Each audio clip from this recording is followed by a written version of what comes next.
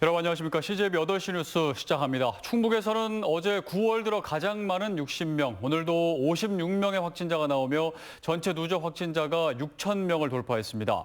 5천 명을 돌파한 지 29일 만에 1,000명이 추가 확진될 정도로 전파 속도가 빠른 겁니다. 하지만 이런 확산세가 계속될지는 며칠 더 지켜볼 필요가 있다는 게 방역 당국의 신중한 판단입니다. 홍우표 기자입니다. 코로나19 선별진료소에 PCR 검사를 받으려는 사람들이 장사진을 쳤습니다. 추석 연휴 마지막 날부터 선별진료소가 북새통을 이뤘는데 그 여파가 계속되고 있는 것입니다.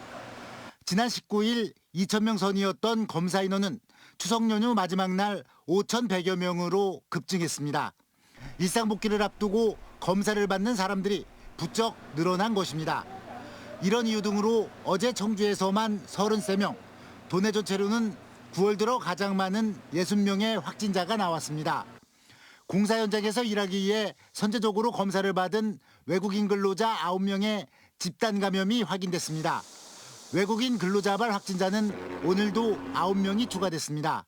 한 학교에서도 어제 7명의 확진자가 발생했습니다.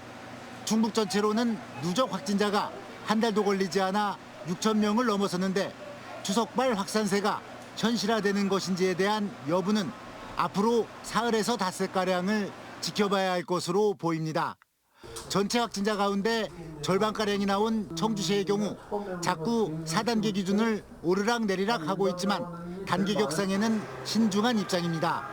자영업자의 경제적 타격이 큰데다 무엇보다 위드 코로나에 대한 여론이 점점 커지고 있기 때문입니다. 위드 코로나 이런 얘기가 나오니까 지금 이제 소상공인들이 엄청나게 피해를 보고 있거든요. 지금 어려운 상황에서 이제 영업 시간을 제한을 시키면 정말 엄청난 또 피해를 보게 되는 거죠. 최근 숙식을 같이 하는 외국인 근로자들의 집단 감염 사례가 끊이질 않고 있는 만큼 지금처럼 입국 이후 14일간 자가격리 조치만 하는 것이 아니라 해제 직전에 백신을 접종하는 방안을 마련할 필요가 있습니다. CJB 홍우표입니다.